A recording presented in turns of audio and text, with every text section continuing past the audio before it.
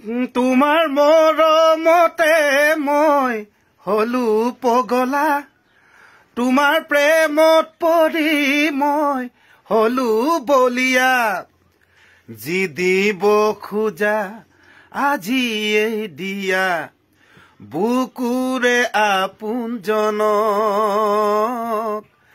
যি কব খোজা আজিয়ে কোৱা আঘাত নিদিবা মনক তোমাৰ মৰমতে মই হলো পগলা তোমাৰ প্ৰেমত পৰি মই হলো বলিয়া।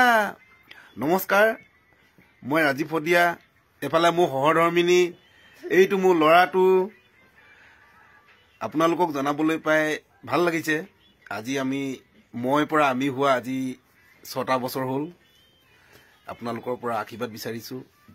এইটো এটা নতুন গীত ভাবিছিলোঁ আজি দিনটোতে আপোনালোকলৈ আগবঢ়াম। পিছে কিবা এটা কাৰণত গীতটো সম্পূৰ্ণ হৈ নুঠিল। বাৰু যি কি নহওক, 2 এদিনতে আপোনালোকলৈ আগবঢ়াম মোৰ এই নতুন গীত।